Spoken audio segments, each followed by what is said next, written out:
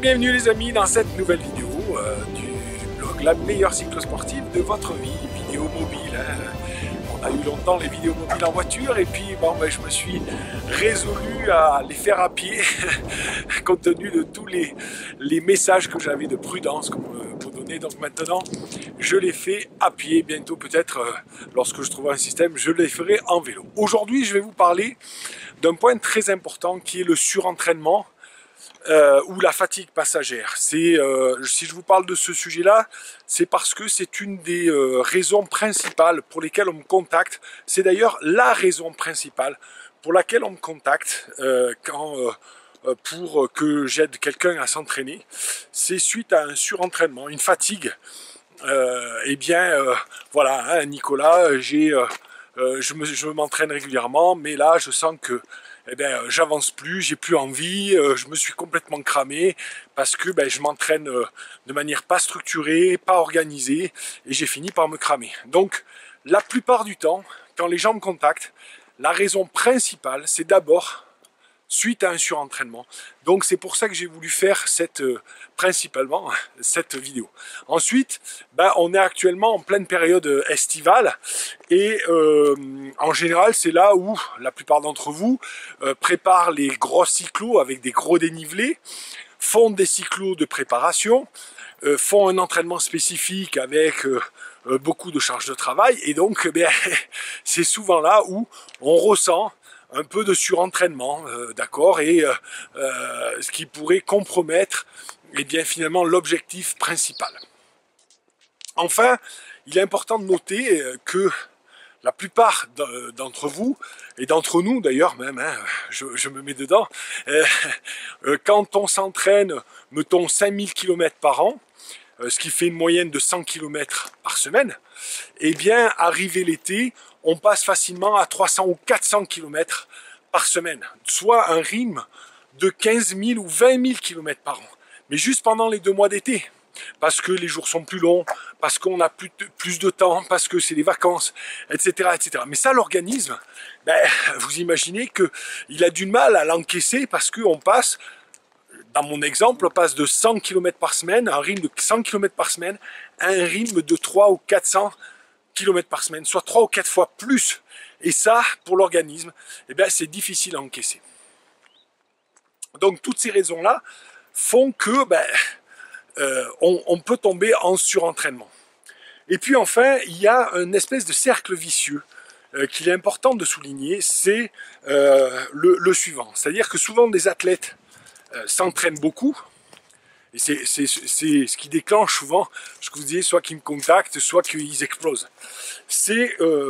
Ils s'entraînent beaucoup, ils s'entraînent trop, et à leur course de référence, finalement, comme ils sont fatigués et usés, ils vont avoir une performance inférieure à ce qu'ils attendaient.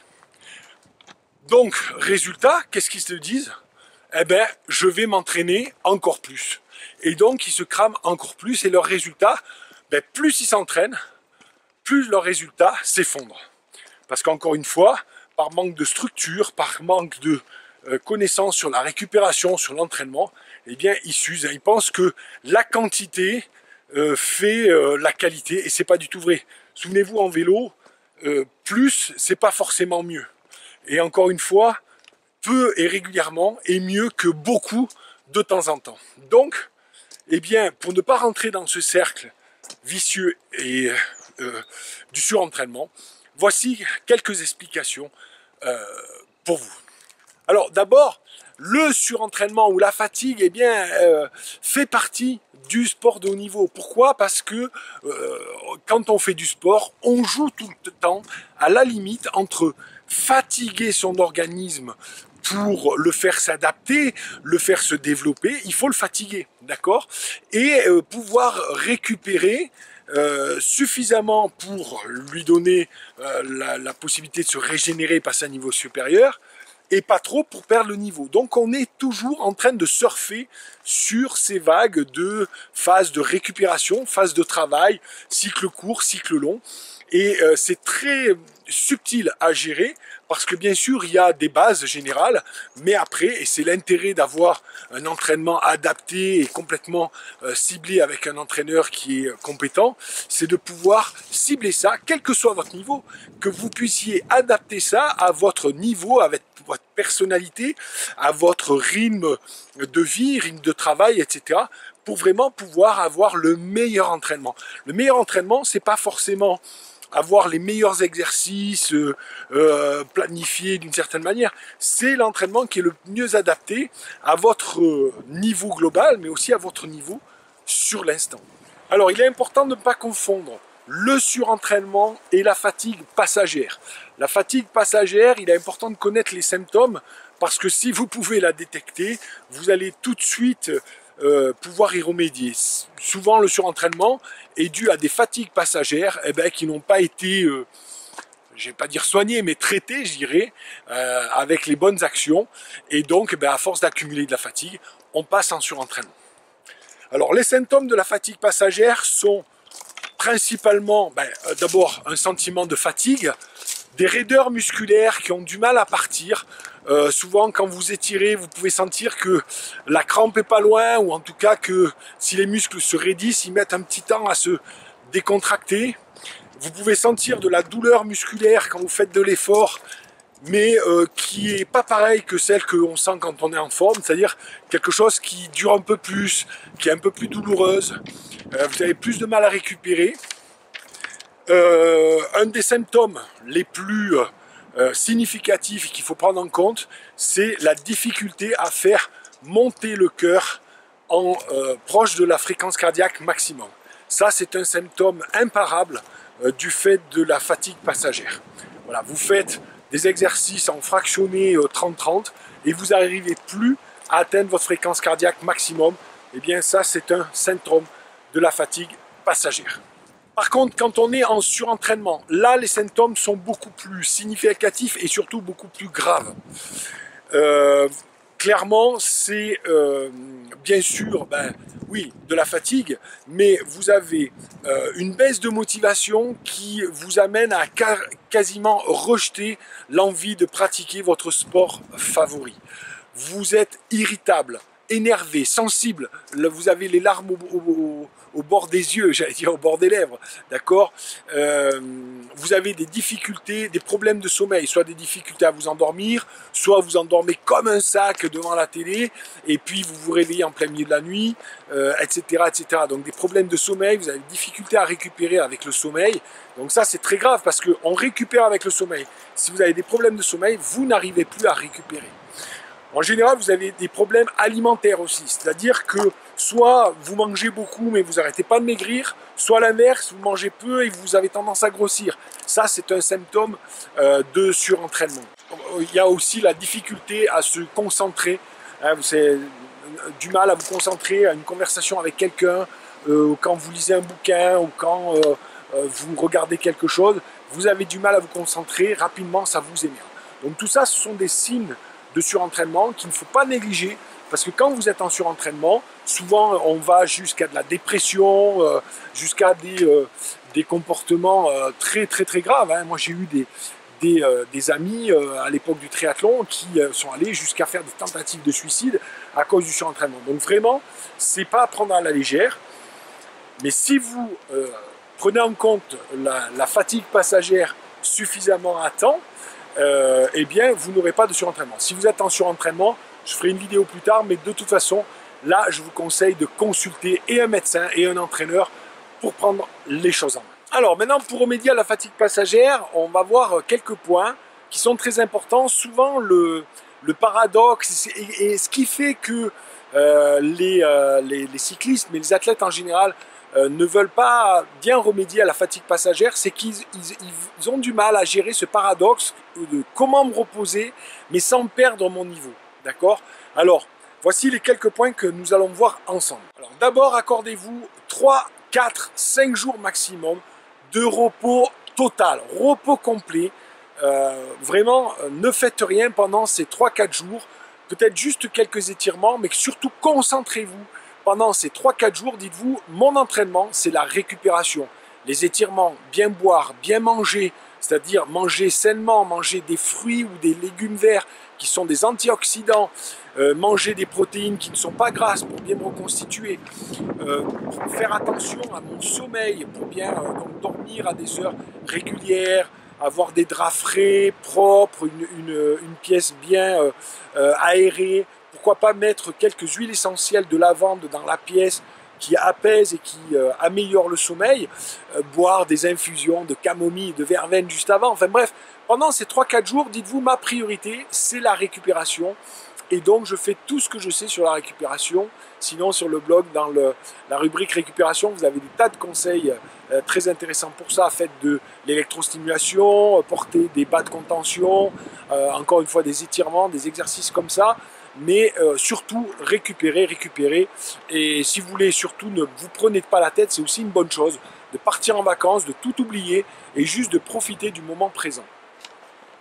Parce que une des erreurs qui est souvent faite, c'est de penser que de rejeter les problèmes extrasportifs. D'accord? Donc, faire 3-4 jours de coupure ne réglera pas vos problèmes extrasportifs, mais vous permettra de vous libérer du temps pour les régler. Et croyez-moi, quand vous réglez les problèmes extrasportifs, ben, comme par hasard, vous avez plus la tête à vous entraîner et à pas faire du vélo pour évacuer vos problèmes. Donc, dites-vous, allez, je prends 3-4 jours, et là, ben, le temps que je consacre à faire du vélo, je règle mes problèmes extra-sportifs qui, ben, inconsciemment, me polluent l'état de l'esprit et ben, m'empêchent d'être pleinement disponible dans mon entraînement. Alors, après ces 3-4 jours de coupure, 5 jours éventuellement, eh bien, faites un test très simple. À la suite tout de suite de ces 3-4 jours, vous faites une petite reprise, une sortie de 1h30, assez souple, avec quelques petits sprints de 10 secondes. Et puis, 2 jours après, donc vous faites encore un jour de récupération, et le lendemain, eh bien, faites le test suivant. Vous faites 5 sprints de 30 secondes, 30 secondes. Vous faites 30 secondes de sprint, 30 secondes de récupération, 30 secondes de sprint, 30 secondes de récupération. Donc 5 fois 30 secondes de sprint. Et donc 30 secondes intercalées de récupération. Au bout de 1 ou 2 sprints, vous devez être capable d'être proche de votre fréquence cardiaque maximum.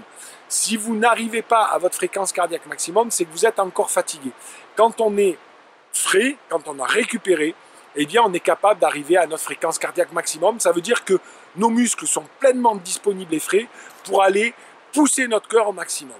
Si c'est un processus de protection, de sécurité, quand on est fatigué, nos muscles, ben, ils ne peuvent plus aller loin et ils ne peuvent pas solliciter le cœur qui est déjà fatigué.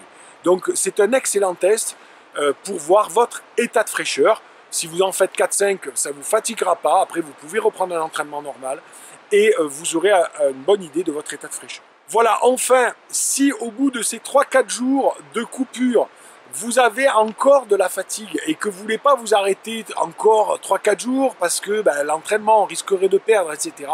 Ce que je vous conseille de faire, c'est de vous entraîner moins, diminuer la durée, mais pas l'intensité. C'est-à-dire que si vous avez l'habitude de vous entraîner 4 fois par semaine, entraînez-vous 4 fois par semaine. Au lieu de vous entraîner 2 ou 3 heures, entraînez-vous juste 1 heure, mais faites de l'intensité. C'est-à-dire d'abord, l'intensité, c'est toujours la qualité du pédalage, qualité en travaillant la vélocité, le coup de pédale, la force, des choses comme ça. Pourquoi pas, si vous voulez faire du fractionné, ben faites du fractionné, mais toujours en divisant votre temps d'entraînement par 2 par rapport à ce que vous faites d'habitude. Donc, cherchez de l'intensité, mais diminuez la durée, jusqu'à retrouver de l'envie de vous entraîner. Bien sûr, si après avoir fait 4-5 jours de coupure, une semaine d'entraînement où vous avez diminué la durée mais pas l'intensité, vous n'avez toujours pas l'envie qui revient, vous ressentez toujours la fatigue, et bien là je dis attention, si vous ne l'avez pas retrouvé dans les signaux de surentraînement que j'ai dit avant, et bien c'est que vous êtes en train d'être en surentraînement, faites une coupure, allez voir un médecin, allez voir un entraîneur et faites un diagnostic complet pour reprendre un entraînement sain. J'ai un de mes clients en début d'année qui m'avait contacté et qui m'avait dit qu'il était complètement cramé. On a fait une coupure comme ça, il a retrouvé le niveau et puis ben, récemment il m'a dit qu'il avait battu son record de 2 km/h sur un parcours de plus de 150 km. Donc vous voyez, on peut parfaitement revenir, mais il faut savoir couper et restructurer son entraînement. Parce que dans le cyclisme, vous savez, on a cette culture de s'entraîner beaucoup, mais pas forcément de manière structurée, et c'est un gros défaut. Voilà, j'espère que cette vidéo vous a reboosté, vous redonne des structures pour vous entraîner dans cette période où il faut faire attention de ne pas tomber dans la fatigue passagère ou dans le surentraînement. Donc je vous dis à très bientôt sur une prochaine vidéo de la meilleure cyclo-sportive de votre vie. Vous pouvez bien sûr vous inscrire dans le lien qui apparaît juste en dessous pour recevoir chaque semaine les meilleures vidéos et les conseils, les astuces du blog pour progresser en vélo, et aussi recevoir le manuel pour de la préparation mentale pour progresser et passer un cap en vélo. Je vous dis à très bientôt et à vous de jouer.